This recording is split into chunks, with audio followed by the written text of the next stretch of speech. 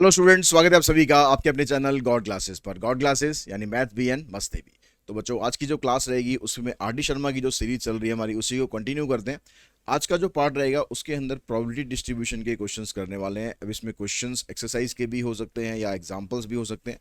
जो important question लगे, जो ट्रिकी क्वेश्चन लगे, जो आपके एग्जाम के लिए आपके लिए ज़्यादा बेनिफिशियल है, उस तरह के क्वेश्चन को हमने यहाँ पर कलेक्ट करने की कोशिश करी है। और होपफुली आपको ये सीरीज़ अच्छे से पसंद आ रही होगी। और साथ में आपने चैनल को भी सब्सक्राइब जरूर कर लिया होगा, बेल आइकन को भी प्रेस करके रखा होगा। नहीं किया है तो अभी कर लो, ठीक है। और साथ ही साथ अपने जो फ्रेंड्स हैं उनको भी वीडियो शेयर करो, ताकि आपको हर अप्लाइड मैथमेटिक्स के कंटेंट के लिए परेशान ना होना पड़े। क्योंकि गॉड क्लासेस पर अप्लाइड मैथ्स का, चाहे आप आर डी शर्मा लो, एम एल भार्गव लो, एम एल अग्रवाल लो, या फिर सीबीएसई हैंडबुक, सारा कंटेंट आपको यहाँ पर प्रोवाइड किया जा रहा है। तो उम्मीद है कि आपको इससे पूरी पूरी हेल्प आपके एग्जाम के लिए ज़रूर मिलेगी। तो यहाँ पर जो बेसिक कंसेप्ट है उसकी हम बात नहीं कर रहे हैं। बेसिक कंसेप्ट के लिए जो हमारी मेन प्लेलिस्ट है एम एल अग्रवाल वाली, उस प्लेलिस्ट में आप जाके प्रोबेबिलिटी डिस्ट्रीब्यूशन का बेसिक कंसेप्ट समझ सकते हैं, अगर अभी तक नहीं समझा है तो। और अगर समझ रखा है तो क्वेश्चन हम स्टार्ट करते हैं। यहाँ पर सबसे पहला क्वेश्चन कहता है कि a coin is toss until head appear और द टेल अपीयर 4 टाइम्स। अब एक गेम खेल रहे हैं। अब गेम में हमने कहा कि भाई कॉइन को हम तब तक टॉस करेंगे जब तक हेड ना आ जाए। कॉइन को तब तक टॉस करेंगे जब तक हेड ना आ जाए, या फिर 4 बार टेल ना आ जाए। ठीक है, लगातार 4 बार टेल ना आ जाए, तब तक हमें कॉइन को टॉस करना है। तो अब यहां से पहले हम इसका सैंपल स्पेस बनाते हैं कि इसका सैंपल स्पेस क्या बन रहा है, फिर उसके बाद आगे जो बाकी चीजें हैं वो देखेंगे। तो अब यहां पर इसने कहा कि भाई आपने कॉइन को 4 बार टॉस करना है, तो कंडीशन क्या क्या आएगी। कंडीशन हो सकती है कि आपने टॉस को एक बार किया और पहली बार में ही आपका हेड आ गया, काम खत्म। आपने कहा था कि भाई जब तक हेड नहीं आएगा तब तक मैं टॉस करूंगा। पहली बार टॉस किया, पहली बार में हेड आ गया, काम खत्म। लेकिन ज़रूरी तो नहीं है ना। तो ऐसा हो सकता है कि आपने पहले टॉस किया तो टेल आया, फिर आपने टॉस किया, अब दूसरी बार में हेड आ गया। या फिर ऐसा हो सकता है कि पहले टेल आ गया, फिर टेल आ गया, फिर उसके बाद हेड आया। और ऐसा भी हो सकता है कि टेल टेल टेल और हेड आपका फोर्थ टाइम आया। अब लेकिन ये भी कोई ज़रूरी तो नहीं है ना। तो ऐसा भी तो हो सकता है कि टेल यहाँ पर 4 बार आ गया। अब इसके बाद आपको हेड नहीं लिखना। क्यों नहीं लिखना? क्योंकि उसने कहा कि अगर 4 बार टेल आ गया ना, tail appears 4 times in succession, लगातार 4 बार अगर टेल आ गया तो भैया वहीं पर ही स्टॉप हो जाना है, उससे आगे बढ़ने की कोशिश नहीं करनी। अब कह रहा find the probability distribution of the number of tosses. किसका डिस्ट्रीब्यूशन बताना है आपको? नंबर ऑफ टॉसेस का डिस्ट्रीब्यूशन बताना है। तो यहां पर एक्स किसका क्या रिप्रेजेंट कर रहा है? Here x represent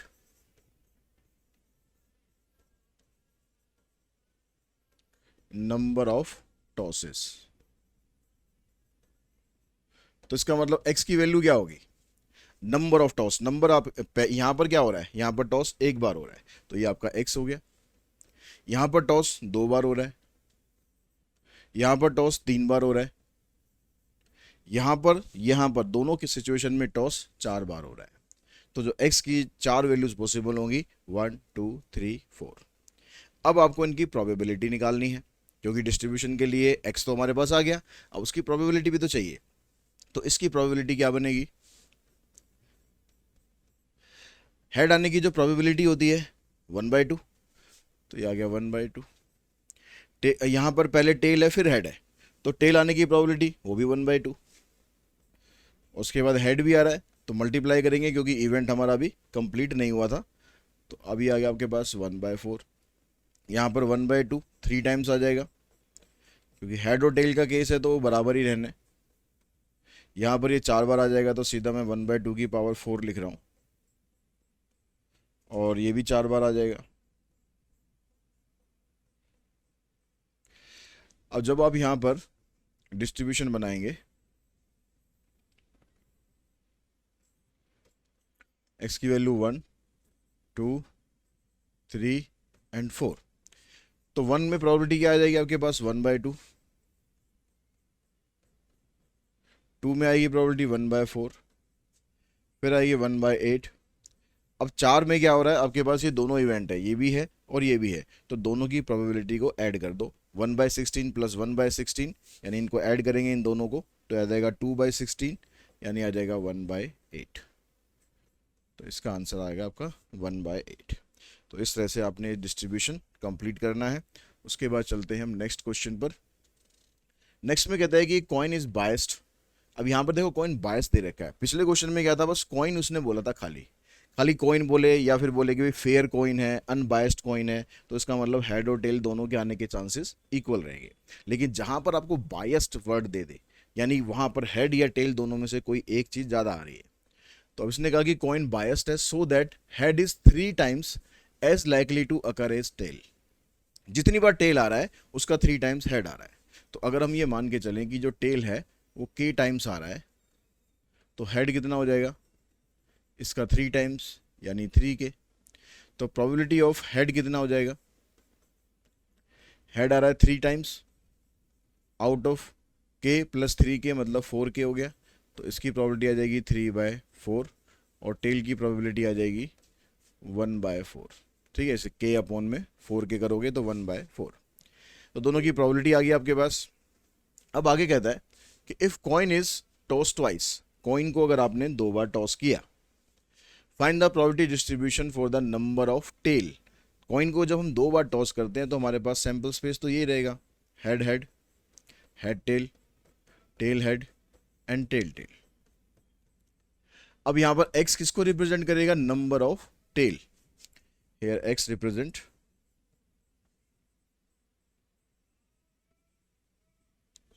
number of tell.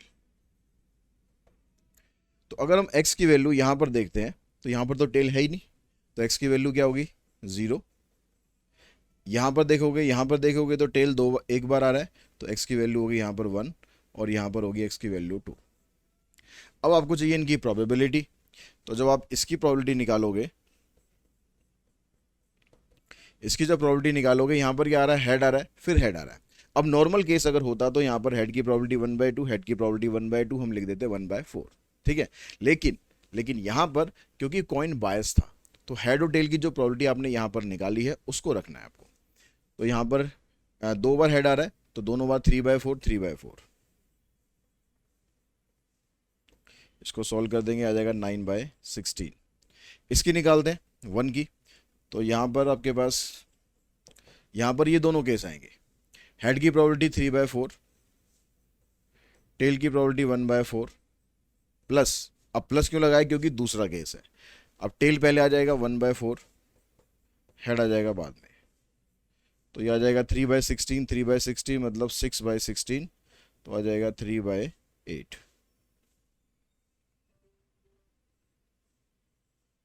3/8।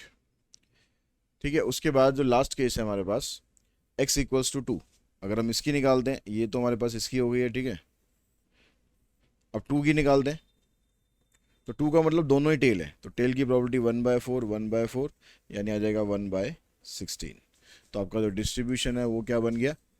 Exam में डिस्ट्रीब्यूशन पूछा है तो डिस्ट्रीब्यूशन आपको लास्ट में ज़रूर दिखा देना है कि x की वैल्यू 0 1 और 2, और जो उनकी प्रोबेबिलिटी आई है 9/16, 3/8 एंड 1/16।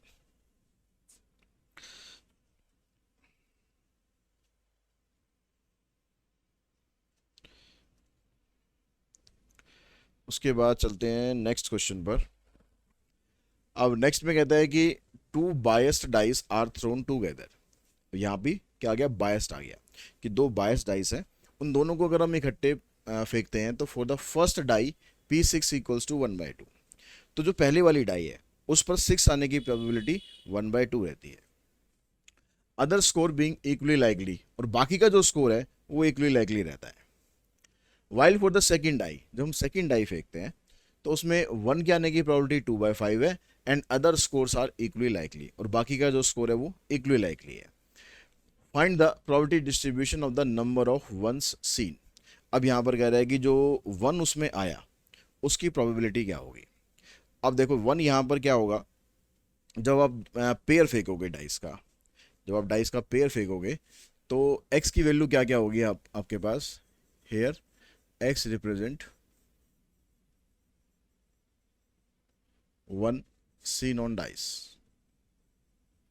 अब डाइस तो आप 2 फेंक रहे हो ना, तो या तो ये हो सकता है कि दोनों में से किसी पर भी 1 ना आए, या फिर हो सकता है दोनों में से किसी एक डाइस पर 1 आ जाए, या हो सकता है कि दोनों डाइस पर ही 1 आ जाए। तो x की 3 वैल्यू पॉसिबल रहेंगी, x की वैल्यू 0, 1 और 2। ठीक है, 0 का मतलब एक बार भी 1 नहीं आया। अब यहां पर आप देखो कि जो पहले वाली डाइस है, पहले वाली डाइस पर फॉर फर्स्ट डाइस,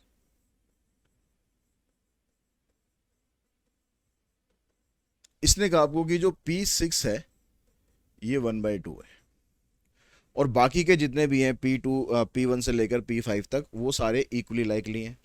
तो P1 से P5 तक अगर आप देखोगे तो अगर हम ये मान के चलें कि P1, P2, P3, P4 and P5 ये सारे इक्वली लाइकली हैं, इनकी प्रोबेबिलिटी मान ली हमने के। अब ये तो पता है कि इन सबका जो टोटल है वो 1/2 ही रहेगा, क्योंकि 1 से लेकर 6 तक अगर डाइस आप थ्रो करोगे तो टोटल प्रोबेबिलिटी 1 हुई। अब उसमें से P6 की खाली, मतलब अगर मैं इसको ऐसे कर दूं कि P6 plus P others number, तो इसका जो टोटल है ये तो 1 होना चाहिए। अब P6 की वैल्यू 1/2 है, और यहाँ पर जो आएगी आपके पास ये भी 1/2, ये हमें निकालनी है। अगर हमें ये निकालनी है तो ये भी 1/2 बनेगी ना। इस 1/2 को आप उधर ले जाओ,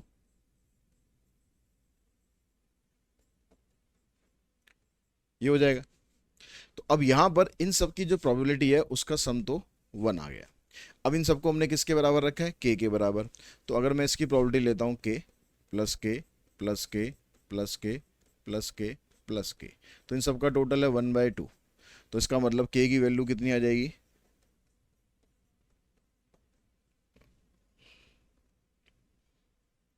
तो के की वैल्यू आ जाएगी 1/10। इसका मतलब हमें 1 से मतलब है, 1 की P1 की जो वैल्यू है वो 1/10 आ गई अगर हम पहली डाइस की बात करें। और 1 नहीं आने की क्या हो जाएगी, P01, इसको जाएगी 1 माइनस 1/10 यानी 9/10। तो हमारे पास जो पहली वाली डाइस है उसके दोनों केस हमने निकाल लिए कि पहली डाइस पर अगर 1 आता है तो प्रोबेबिलिटी उसकी 1/10 होगी, अगर 1 नहीं आता है तो उसकी प्रोबेबिलिटी 9/10 होगी। ठीक है, ये 9 है यहाँ पर।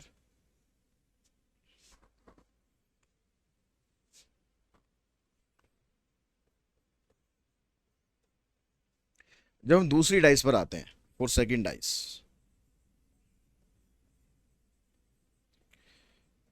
सेकंड डाइस में उसने कहा कि जो P1 है इसकी प्रोबेबिलिटी 2/5 है। तो हमें बाकियों से मतलब तो है नहीं, क्योंकि हमें तो वंस के हिसाब से देखना है। तो 1 की अगर प्रोबेबिलिटी 2/5 है तो P01 की जो प्रोबेबिलिटी है ये आ जाएगी 1 माइनस 2/5 यानी 3/5। अब दोनों डाइस पर हमने ये निकाल लिया कि 1 के आने की प्रोबेबिलिटी ये है और 1 के ना आने की प्रोबेबिलिटी ये है। अब हमें निकालना है इसका प्रोबेबिलिटी डिस्ट्रीब्यूशन।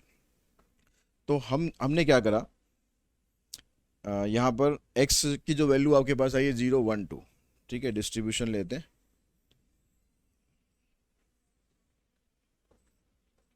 x 0, 1 and 2।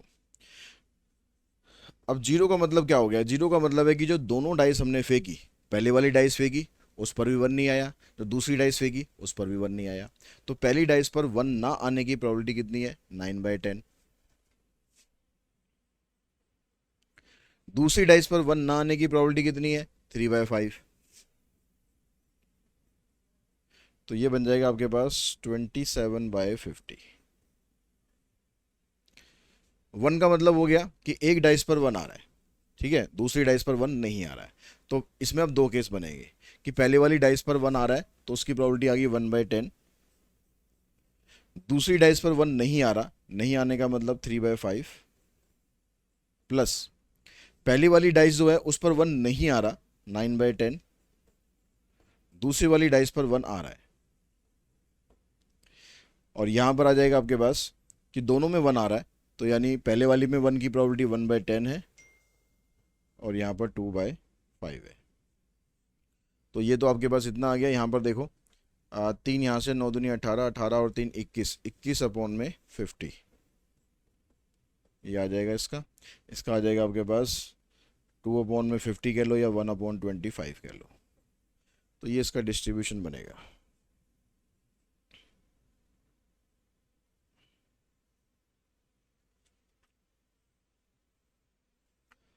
उसके बाद चलते हैं जी नेक्स्ट क्वेश्चन पर। नेक्स्ट में कहता है कि the probability distribution function of a random variable, यहाँ पर आपको डिस्ट्रीब्यूशन दे ही रखा है, आपको कह रहा है कि सी की वैल्यू बताओ। अब ये हमें पता है कि जो यहाँ पर प्रोबेबिलिटी होती है उन सब का टोटल किसके बराबर होता है, 1 के बराबर होता है। तो इन सब का टोटल कर लो, 3c क्यूब, क्यूब है यहाँ पर, स्क्वायर है, 3c क्यूब, क्यूब ही दे रखा है, चलिए 3c क्यूब प्लस में 4c minus 10c square plus 5c minus 1, इसका जो टोटल है ये आएगा 1। अब यहाँ पर 3c क्यूब तो ये हो गया, minus 10c square, 5 plus 4 9c, और ये इधर आके माइनस 2। ये आपके पास इक्वेशन है। अब इसमें c की वैल्यू ढूंढो जिससे ये 0 के बराबर हो जाए। अब यहाँ क्यूबिक इक्वेशन है, तो पहले आपको जो वैल्यू है वो हिट एंड ट्रायल मेथड से निकालनी पड़ेगी, डायरेक्टली तो निकलेगी नहीं। तो यहाँ पर अगर मैं c की जगह 1 पुट करता हूँ तो ये हो जाएगा 9 और ये 3 12 हो जाएगा, और यहाँ से -12 हो जाएगा, तो यानी इसमें जो वैल्यू है वो 0 आ जाएगी। तो if c equals to 1, if c equals to 1 then 3c cube minus 10c square plus 9c minus t equals to 0। इसका मतलब c माइनस 1 इसका एक फैक्टर होगा, यानी c की वैल्यू 1 आ सकती है। ठीक है, c की वैल्यू 1 आ सकती है, लेकिन उसमें 1 अगर हम ले आए, c की वैल्यू अगर हम 1 कंसिडर कर ली तो उसमें गड़बड़ हो जाएगी। क्यों गड़बड़ हो जाएगी? जैसे मान लो यहाँ पर मैंने यहीं पर ही पुट कर दिया, मान लो कि यहाँ c की जगह 1 पुट कर दिया तो ये तो 3 आ गया। अब 0 की जो प्रोबेबिलिटी है वो 3 आ गई, तो भैया प्रोबेबिलिटी तो 0 से 1 के बीच में होनी चाहिए। इसका मतलब जो c इक्वल्स टू 1 है ये हमारा आंसर नहीं है। ठीक है, ये हमारे आंसर को निकालने में हेल्प करेगा, हमारा आंसर नहीं है। यानी अब आपको इसकी हेल्प से इसके 2 फैक्टर निकालने पड़ेंगे। तो इसके लिए मैं आपको वैदिक मेथड मैंने पहले भी बताया, यहाँ पर मैं जब भी क्यूबिक इक्वेशन आपके पास हो और आपका एक फैक्टर आ जाए तो वैदिक मेथड से इसके बाकी 2 फैक्टर आप जल्दी निकाल लोगे। ठीक है, तो क्या करना है आपको, जो ये इक्वेशन है उस इक्वेशन के कोफिशिएंट लिख लो यहाँ पर 3, फिर -10, 9 एंड -2। यहाँ पर लिखो आप जो वैल्यू आई आपकी 1, जो वैल्यू हमने रखी है यहाँ पर, ठीक है, वो वैल्यू रखनी है। और जो पहला वाला नंबर है उसको एज इट इज़ उतारो, 1 इंटू 3, 3 आ गया, इसको सॉल्व करेंगे, -7 आ गया, इसको सॉल्व करेंगे, 2 से इसको करेंगे, ये आपका 0 आएगा। फैक्टर बनेगा तो लास्ट में हमेशा 0 आएगा ही आएगा। अब इसके आपके पास, इससे आपको क्वाड्रेटिक इक्वेशन बनानी है, ये बन जाएगा 3c स्क्वायर। ठीक है, आपने डिवाइड कर दिया, डिवाइड करने पर यहाँ पर जो 3 का कोफिशिएंट था कितना था, 3 का वो जो साथ में था यहाँ पर c क्यूब था, तो यहाँ पर आएगा c स्क्वायर। ऐसे यहाँ पर आ जाएगा -7c प्लस में 2। अब इसके हम फैक्टर करेंगे।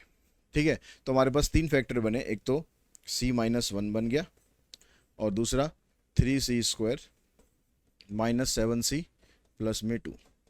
अब इसको तो आप बेशक छोड़ दो, ठीक है, इसको तो बेशक छोड़ दो, क्योंकि यहाँ से जो वैल्यू निकल रही है वो हमें चाहिए ही नहीं। अब फिर फोकस इस पे करो, 3 और 2 को मल्टीप्लाई करेंगे 6 आएगा, तो 6 के फैक्टर बनाएंगे तो आ जाएगा -6 और -1। यहाँ से 3c कॉमन, तो c-2 -1 कॉमन, c-2, तो 3c-1, और दूसरा फैक्टर आ गया c-2। ठीक है, c-2, तो c की वैल्यू यहाँ से निकालोगे तो 1/3 आ जाएगी, और यहाँ से निकालोगे तो 2 आ जाएगी। ये वाली वैल्यू भी कैंसिल कर दो, क्योंकि इस वाली वैल्यू से भी क्या होगा, प्रोबेबिलिटी आपकी 1 से ज़्यादा चली जाएगी, तो मतलब c की एक ही वैल्यू पॉसिबल हुई 1/3। तो फर्स्ट पार्ट का आंसर तो आपका ही आ गया।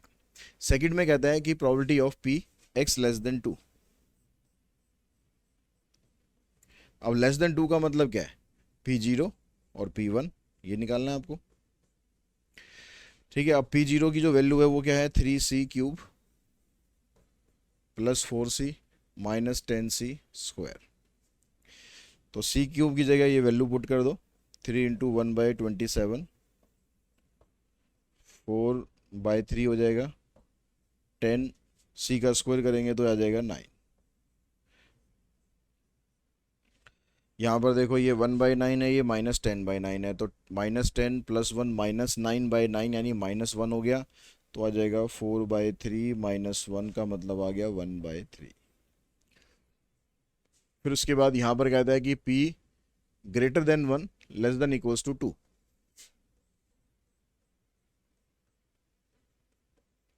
तो 1 से बड़ी और 2 या 2 से छोटी, तो खाली 2 ही बचेगी, तो आप p2 निकाल दो।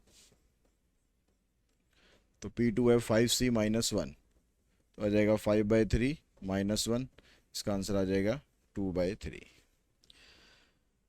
Question number 4। नेक्स्ट पे चलते हैं। नेक्स्ट में कहता है a class has 15 student whose age are this this and this. ये सब क्लास के अंदर 15 स्टूडेंट है, उनकी एज जो है वो भी दे रखी है आपको। अब कहता है कि one student selected in such a manner that each has the same chance of being selected and the age x of the selected student is recorded. अब कह रहा है जितने जो स्टूडेंट है उनमें से हमें कोई स्टूडेंट चूज करना है, और उसको चूज करने की जो प्रोबेबिलिटी है वो सबकी सेम है। ठीक है, ऐसा नहीं है कि भाई किसी के साथ हम कोई पक्षपात कर रहे हैं, कोई बायसनेस दिखा रहे हैं, सबके लिए इक्वल चांस है, किसी को भी सिलेक्ट किया जा सकता है। और उसकी जो एज होगी उसको एज ए एक्स कंसिडर करेंगे। तो यहाँ पर जो एक्स होगा उसकी वैल्यू आपके पास क्या क्या आ गई, एक्स जो आपके पास क्या क्या आया, जो इनकी एज है। ठीक है, अब एज में आपको सबसे मिनिमम देखो, मिनिमम मेरे ख्याल 14 ही है।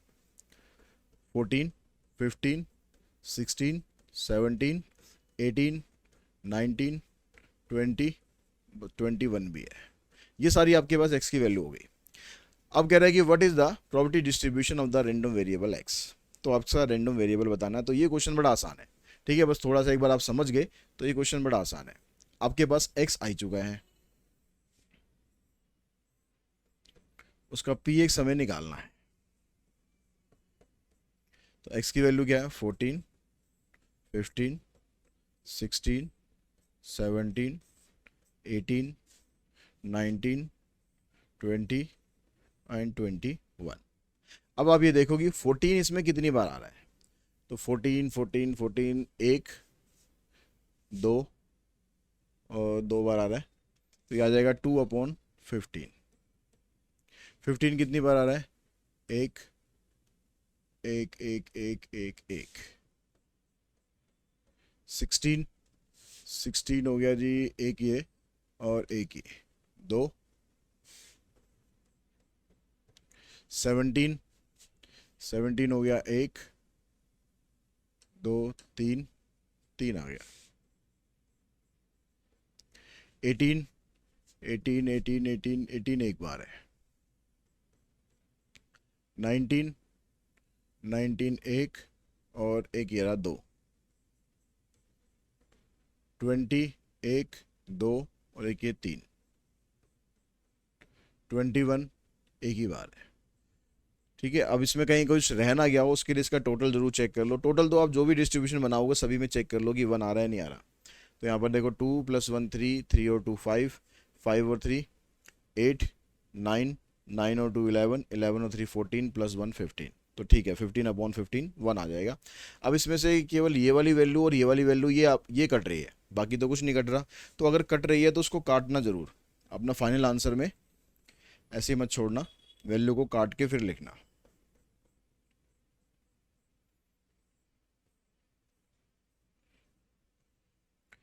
Fourteen, 15, 16, 17, 18, 19, 20 and 21। तो ये 2/15, 1/15, 2/15, ये 1/5, 1/15, 2/15, 1/5 एंड 1/15। ठीक है, क्योंकि हो सकता है फाइनल की में आंसर ये हो, आप यहीं पर ही छोड़ आओ, तो खाम खा ऐसा ना हो कि टीचर आपको एक स्टेप के नंबर वहाँ पर काट दे। तो नेक्स्ट क्वेश्चन देखिए, इसमें कहता है कि let x denote the number of colleges where you will apply after your result and p x equals to x denote your probability of getting admission in x number of colleges, it is given that this. अब जो पिछला question था ना, पिछले question में आपको distribution इससे पिछला जो था उसमें आपको डिस्ट्रीब्यूशन बनाया दे रखा था। इसी तरह का क्वेश्चन है वो, बस डिफरेंस इतना है कि आपको वो ऐसे दिया हुआ है। तो पहला काम आपको ये है कि इसको आपको डिस्ट्रीब्यूशन में कन्वर्ट कर लेना है। तो x की वैल्यू यहाँ पर देखो आपको दे रखी है 0 1 2 3 4, और यहाँ पर ग्रेटर देन 4 के लिए प्रोबेबिलिटी 0 है, तो इसको तो लिखने की ज़रूरत ही नहीं है। तो हमारे पास डिस्ट्रीब्यूशन क्या हो गया, एक्स एंड पी एक्स।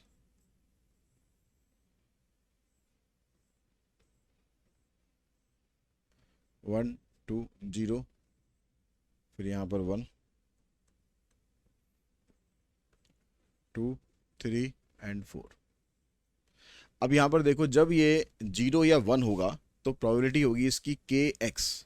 क्या होगी प्रोबेबिलिटी, के एक्स। इसमें x की जगह अगर हम 0 डालते हैं तो x की जगह 0 डालते हैं तो ये 0 हो जाएगा, x की जगह 1 डालते हैं तो ये k हो जाएगा।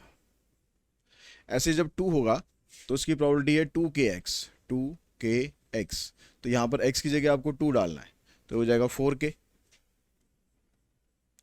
3 या 4 होने पर क्या हो रहा है, प्रोबेबिलिटी बन रही है k 5 माइनस एक्स। तो इस x की जगह 3 डालोगे तो 5 माइनस 3 2 हो गया, यानी 2k। और अगर यहाँ 4 डालोगे तो 5 माइनस 4 1, यानी 1 इंटू में k। तो ये आपका डिस्ट्रीब्यूशन हो गया, जो ये सारा उसने दे रखा था। अब बाकी चीज़ आपको वैसे ही करनी है, k की वैल्यू निकालनी है। तो k की वैल्यू निकालने के लिए सबका टोटल करो, तो ये आ गया आपके पास k 4k, 4 और 2 6 और 2 8, 8k आ गया। तो k की वैल्यू आ गई आपके पास 1/8। अब फर्स्ट पार्ट में क्या कहता है कि एडमिशन आपको एग्जैक्टली 1 कॉलेज में मिल रहा है। तो एग्जैक्टली 1 का मतलब P1 पूछ रहा है आपसे। तो P1 आपके पास k है और k की वैल्यू 1/8 है। सेकंड में कह रहा है कि एटमोस्ट 2 कॉलेज, ज़्यादा से ज़्यादा 2 कॉलेज, 2 से ज़्यादा नहीं होने चाहिए। तो लेस देन इक्वल्स टू 2, ज़्यादा से ज़्यादा 2 कॉलेज में मिलेगा, उससे ज़्यादा की उम्मीद मत करना भाई। ठीक है, तो अब यहाँ पर क्या आएगा आपके पास, या तो आपको एडमिशन मिलेगा ही नहीं, या एडमिशन 1 में मिलेगा, या एडमिशन 2 में मिलेगा। तो ये तो 0 है, ये k है, और ये 4k है, यानी 5k आ गया। और k की जगह 1/8 पुट करेंगे तो 5/8 हो गया। थर्ड में जाते हैं। थर्ड में कहता है थर्ड में क्या कह रहा है, एटलीस्ट 2।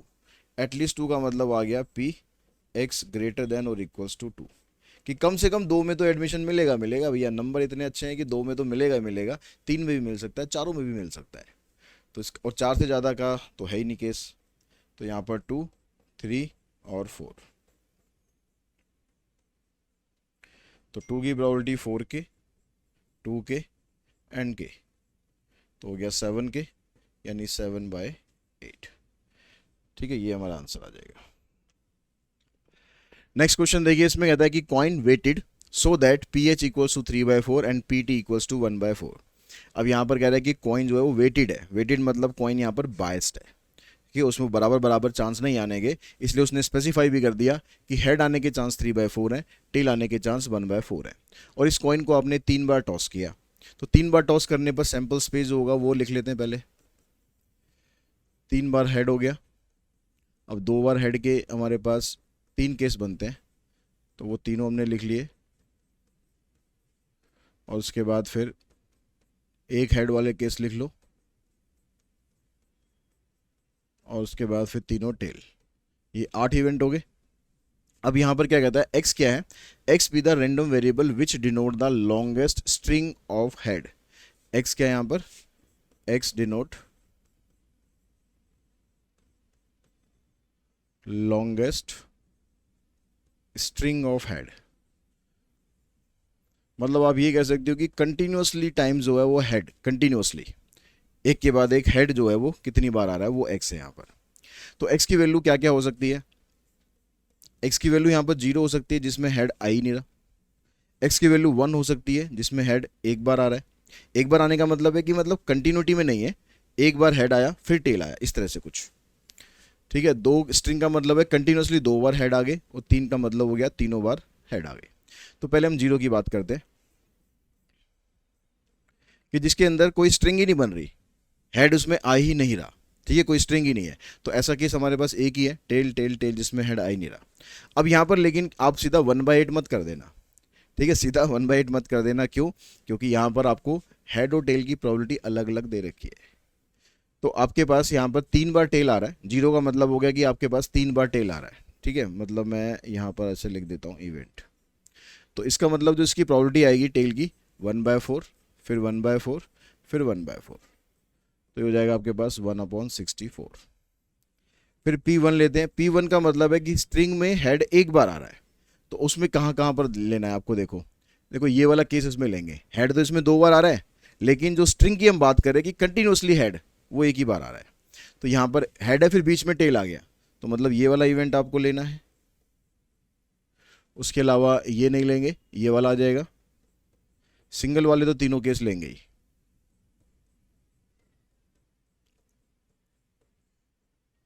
तो अब इसकी प्रॉबिलिटी देखो, यहाँ पर दो बार हेड है और फिर बीच में टेल है, तो हेड की प्रॉबिलिटी कितनी है 3/4, फिर 1/4, फिर 3/4 प्लस, अब यहाँ पर दो बार टेल है इन तीनों में, तो आप चाहे बीच में लिख लो चाहे इधर लिख लो, बात तो एक ही आनी है।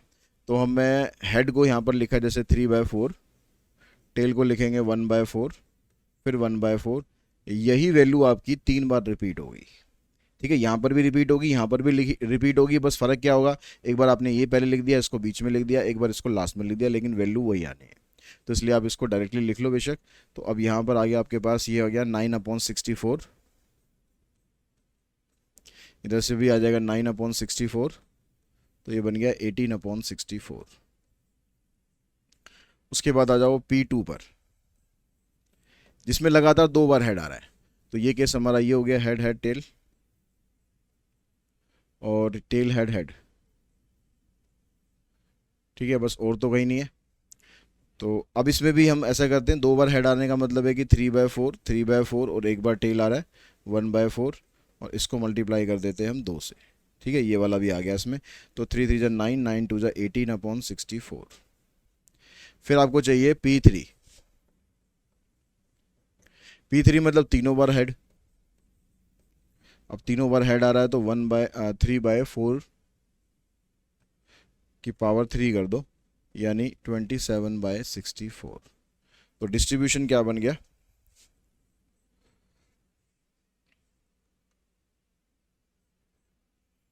x and px। x हमारे पास 0 था, तो वैल्यू थी इसकी 1/64, जब ये 1 हो गया तो वैल्यू होगी 18/64, 2 हो गया तो वैल्यू आ गई 18/64, और 3 हो गया तो वैल्यू आ गई 27/64। इनका टोटल ज़रूर चेक कर लो। देखो 7 8 15, 15 और 8 23, 23 और 1 24, बचे 2, 2 और 2 ये 4, 4 और 2 6, 64/64 यानी 1 आ रहा है। तो डिस्ट्रीब्यूशन हमारा तैयार। अब आगे क्या कर रहा है, मीन और वेरिएंस इसका निकालना है। तो मीन का फार्मूला क्या रहता है, मीन मतलब EX, तो आप इसको इससे मल्टीप्लाई कर देते हैं, 0 × 1/64, 1 × 18/64, 2 × 18/64, 3 × 27/64। यहाँ पर जब कहीं पर कुछ कट रहा हो तो काटो मत, अभी डिनोमिनेटर सेम है, एक जैसा है, तो उसको ऐसे ही रहने दो। तो इधर तो 0 हो गया, इधर आ गया 18, इधर से आ जाएगा 18 2 36, इधर से आ जाएगा 81/64, 8 से 14 और 1 15, बचा 1, 1 और 1 2, 2 और 3 5, 5 और 8 13, 135/64। ये तो आ गया मीन। ठीक है, इसको डेसिमल में निकालना चाहो, डेसिमल में भी हम इसको निकाल सकते हैं। 135 को 64 से आप डिवाइड करोगे, 2 से करो, 2 पॉइंट, तो ये 2 पॉइंट लगभग लगभग ये 64 है तो 1 पर ही चला जाएगा, तो लगभग लगभग 2.11 आप लिख सकते हो। ठीक है, उसके बाद चाहिए वेरिएंस। और वेरिएंस के लिए पहले आपको चाहिएगा EX²। EX² में क्या करते हैं, जो x की वैल्यू होती है उसका स्क्वायर करके फिर उसको उसकी प्रोबेबिलिटी से मल्टीप्लाई करते हैं। तो पहला तो आपके पास 0 ही आ जाएगा, दूसरे में 1 का स्क्वायर 1 हो गया 18/64, फिर यहाँ पर 2 है, 2 का स्क्वायर 4, इनटू में दिस, फिर उसके बाद अगली वाली वैल्यू 3 है, 3 का स्क्वायर 9, तो यहाँ पे देखो डिनोमिनेटर सेम ही है, इधर से 18, इधर से 72, इधर से आ जाएगा 9 से 63 बचे 6, 9 दूनी 18 और 6 24,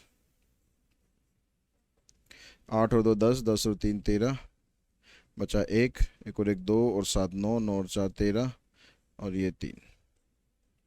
तो ये आ गया 333 अपॉन में 64।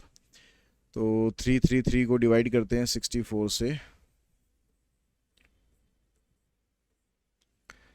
ये चला जाएगा 6 5 पर, 5 चौक 20, 5 31 और 2 32। फिर चला जाएगा ये 2 पर, छोटा रहेगा, 0 लगाओ और फिर ये चला जाएगा। तो ये आपके पास 5 पॉइंट आना चाहिए, 5.2 इतना ही ले लो। ठीक है, यहाँ से भी आप ये 2.1 ही ले लेना बस। अब हमें चाहिए आप निकालना है वेरिएंस। तो वेरिएंस होता है आपके पास ई एक्स स्क्वायर माइनस ई एक्स का होल स्क्वायर। तो ई एक्स तो आपके पास 5.2 है, होल स्क्वायर करेंगे 2.1 का तो 4.41 आ जाएगा। इसको माइनस करो, 10 में से 1 गए 9, 11 में से 4 गए 7, तो 0.79 ये आ जाएगा आपका वेरिएंस। नेक्स्ट क्वेश्चन देखो, इसमें कहता है कि let x denote the number of vowels. X क्या है यहाँ पर, नंबर ऑफ वोवल्स है in word selected at random from this sentence. Sentence हमारे पास ये है, find the expected value and the standard deviation of the random variable X. ठीक है, यहाँ पर इसमें टोटल मिलाकर कितने वर्ड्स बन रहे हैं देखो, total number of words, number of words 1 2 3 4 5 6 7 8 9 10 11 और एक ये 12। टोटल हमारे पास वर्ड्स बन रहे हैं 12। अब यहाँ पर x क्या है, यहाँ पर नंबर ऑफ वोवल्स है। अब जो नंबर ऑफ वोवल्स आप ये देखोगे भी, नंबर ऑफ वोवल्स इसमें कौन कौन से जो लेटर वर्ड्स हैं जिनके अंदर नंबर ऑफ वोवल्स कितने हैं। तो अगर मैं यहाँ पर 0 लेके चलूँ, ठीक है, पी एक्स इक्वल्स टू 0, मतलब नंबर ऑफ वोवल्स इज 0।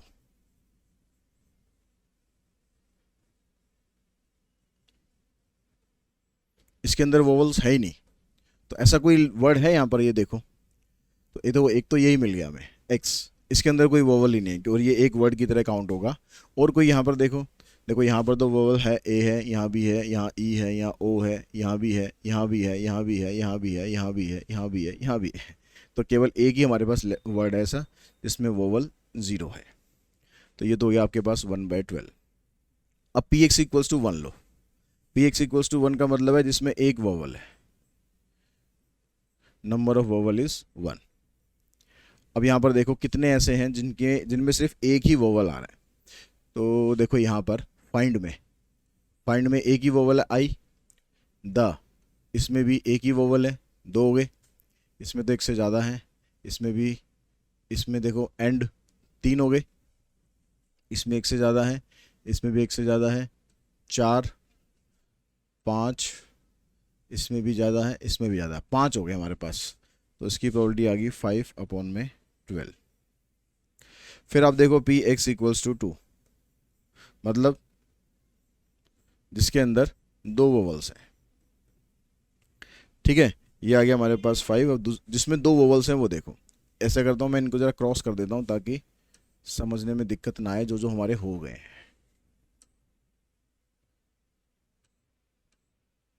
ठीक है, यही 5 थे। अब 2 वाले देखो, 2 वाले मैं यहाँ पर 3 वाले भी लिख लेता हूँ, 3 भी है मेरे ख्याल। चलो पहले 2 वाले देखो, देखो वैल्यू इसके अंदर 2 वोवल है, ए और ई।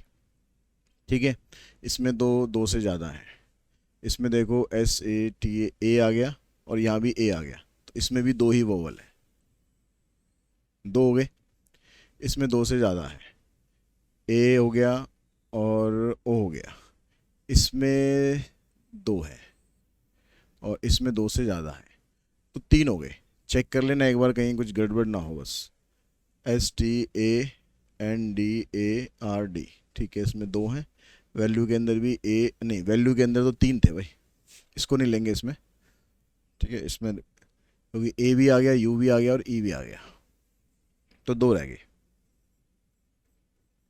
अब 3 वाले देखो, 3 वाले में एक तो वैल्यू हो गया, ठीक है, एक, और देखो इसमें 1 2 और 3, इसमें भी 3 है, ठीक है, ई ई और फिर यहाँ पर भी ई, 3 इसमें हो गए, 2 हो गए, मतलब इसमें 3 से ज़्यादा है, इसमें ए आई ए, इसमें भी 3 से ज़्यादा है, तो 2 हुए यहाँ पर, जिसमें 3 आ रहे हैं, ऐसे 2 केस बने।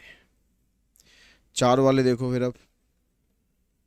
अब रह क्या गया हमारे पास, सिर्फ हमारे पास रह गया है एक तो डेविएशन रह गया और एक वेरिएबल रह गया। चलो इसमें देखो 1 2 3 4 5 है इसमें, तो इसमें देखो 1 2 3 4, इसमें 4 है, तो 4 वाला हमारे पास एक केस बनेगा और एक केस हमारा 5 वाला भी बन रहा है। सारे हो गए यहाँ पर देखो, टोटल करो, 1 और 5 6 और 2 8 और 2 10 और 2 12, ठीक है, सारे हो गए। तो इसके बन गया आपका डिस्ट्रीब्यूशन। अब पूछता क्या है आपसे, find the expected value and standard deviation, ठीक है, जो उस सेंटेंस में जो दे रखा है ना वही आपको निकालना भी है और उसी से ही निकालना है। तो एक्सपेक्टेड वैल्यू मतलब मीन निकालना है, तो मीन के लिए आपको पता है कि भाई इसको इससे मल्टीप्लाई करना होता है। अब यहाँ पर इसने ये नहीं बोला कि आपको डिस्ट्रीब्यूशन भी बनाना है, तो आप डिस्ट्रीब्यूशन इसमें बनाओ या मत बनाओ, कोई दिक्कत नहीं है, ठीक है, बनाना चाहते हो तो इस तरह से बन जाएगा डिस्ट्रीब्यूशन। टाइम है तो ज़रूर बना देना, आसानी रहता है समझना चीज़ों को। 0 1 2 3 4 एंड 5, तो 0 की वैल्यू है 1/12, फिर 5/12, 2/12, फिर 2/12, 1/12 और 1/12। तो मीन निकालेंगे इसका, एक्सपेक्टेड वैल्यू मतलब मीन। तो उसके लिए हमने जैसे पिछले क्वेश्चन में करा था, इसको इससे मल्टीप्लाई करेंगे 0, इसको इससे करेंगे 5/12,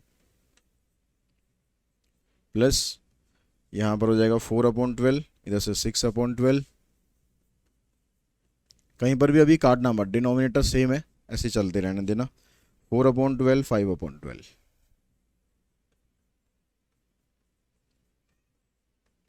5 4 9 6 15, 15 5 20 और 4 24, तो ये तो आ जाएगा 2। अब उसके बाद करें स्टैंडर्ड डेविएशन। स्टैंडर्ड डेविएशन के लिए आपको वेरिएंस निकालना पड़ेगा और वेरिएंस निकालने के लिए ई एक्स स्क्वायर निकालना पड़ेगा। तो पहले वाला तो 0 ही हो जाना है, ये भी सेम ही रहना है। अब यहाँ पर x का स्क्वायर करना है, 2 का स्क्वायर 4, 4 को इससे मल्टीप्लाई करेंगे 8, फिर यहाँ पर 3 है, 3 का स्क्वायर 9, 9 2 जा 18, 4 का स्क्वायर 16 इंटू 1, 5 का स्क्वायर 25 इंटू में 1। इसका टोटल करते हैं, देखो 25 ही हो गया, 5 ही हो गया, 30 हो गया, 30 और 8 38, 38 और 8 46 और 10 56, 6 62 और 10 72, 72/12 यानी आ गया 6। अब निकालना आपको स्टैंडर्ड डेविएशन। स्टैंडर्ड डेविएशन होता है वेरिएंस का स्क्वायर रूट, और वेरिएंस का फार्मूला लगा दो आप यहाँ पर। वेरिएंस का फार्मूला ई एक्स स्क्वायर माइनस ई एक्स का होल स्क्वायर। तो ई एक्स स्क्वायर हमारे पास आया 6 और इसका स्क्वायर करेंगे आ जाएगा 4, तो आ जाएगा √2। √2 की वैल्यू होती है 1.41, तो ये आपका आंसर आएगा। उसके बाद चलते हैं नेक्स्ट क्वेश्चन पर। नेक्स्ट में कहता है कि इन ए game a man wins A rupee for a 6। एक आदमी एक गेम जो है अगर वो जीतता है इस गेम को तो 6 आने पर जीतता है, जब डाइस वो फेंकेगा तो 6 आने पर वो जीतेगा। And loses A rupee for any other number, और कोई और नंबर अगर आ जाए तो वो हार जाएगा। When a fair die is thrown, जब हम डाई को थ्रो करेंगे, the man decided to throw a die thrice. अब उस आदमी ने सोचा कि ये डाई को भैया 3 ही बार थ्रो करना है, but to quit as and when he gets a 6। लेकिन जैसे ही उसका 6 आएगा, मतलब वो गेम जीतेगा, तो वो छोड़ देगा। अब कह रहा find the expected value of the amount win और लूजेस। अब कितना अमाउंट वो जीतेगा या कितना अमाउंट वो हारेगा, ये आपको बताना है। अब यहाँ पर जीतने की और हारने की जो प्रोबेबिलिटी है वो क्या है, जीतेगा कब, जब उसका 6 आया, मतलब एक ही नंबर हुआ, तो जीतने की प्रोबेबिलिटी तो 1/6 है। हारने की, बाकी जो 5 में से कोई भी नंबर आए तो वो हारेगा, तो हारने की प्रोबेबिलिटी 5/6 है, जीतने की प्रोबेबिलिटी 1/6 है। अब उसने डाइस को थ्रो करना है, तो डाइस को थ्रो करने पर उसने कहा कि मेरे को 3 ही बार थ्रो करना है, लेकिन अगर मैं पहली बार में ही जीत गया यानी 6 आ गया तो मैं पहले ही क्विट करूंगा। तो यानी क्या सिचुएशन हो सकती है कि पहली बार में ही वो जीत गया, या फिर पहले हारा फिर जीता, या फिर पहले 2 बार हारा फिर तीसरी बार में जीता, या फिर तीनों बार ही वो हार गया, लेकिन 3 से आगे नहीं बढ़ेगा। 3 बार हार गया तो वहीं पर रुक जाएगा, भैया और पैसे नहीं है मेरे पास, मैं इससे ज़्यादा नहीं खेल सकता, ठीक है। और जहाँ पर वो जीत गया वहीं पर ही वो रुक जाएगा। तो अब यहाँ पर इसके जीतने की जो प्रोबेबिलिटी है, पहले तो एक्स की वैल्यू ले लो कि एक्स की वैल्यू आपके पास क्या, एक्स की वैल्यू क्या है, हमारा एक्सपेक्टेड अमाउंट है कि अमाउंट हम क्या जीत रहे हैं। तो एक्स की वैल्यू क्या है आपके पास, अगर वो जीतता है तो कितने रुपए जीतेगा, वो 1 रुपया जीतेगा, तो ये आ गया +1। अगर वो हारता है तो भी 1 रुपया हारेगा, फिर अगली बार में 1 रुपया जीतेगा, मतलब यहाँ पर नो प्रॉफिट नो लॉस, 1 ही रुपये की बात हो रही है ना। इन गेम में man win a rupee for a 6 and lose is a rupee, ठीक है। यहाँ पर 2 बार 1 रुपया हारा और 1 बार 1 रुपया जीता, यानी -1 में आ जाएगा। और यहाँ पर तीनों बार ही वो हार रहा है, तो इसका मतलब -3 आ गया। तो ये तो आपके पास x की वैल्यू हो गई। x की वैल्यू क्यों हो गई है, क्योंकि x क्या था यहाँ पर, एक्सपेक्टेड अमाउंट, कि जो अमाउंट वो जीतेगा या हारेगा। अब आप इनकी प्रोबेबिलिटी देख लो, तो जीतने की प्रोबेबिलिटी 1/6 हो गई। पहले हारा फिर जीता, पहले हारा फिर जीता, तो 5/36 हो गया। पहले 2 बार हारा फिर तीसरी बार में जाके जीता, तो 25/216, यहां पर तीनों बार में ही हार गया,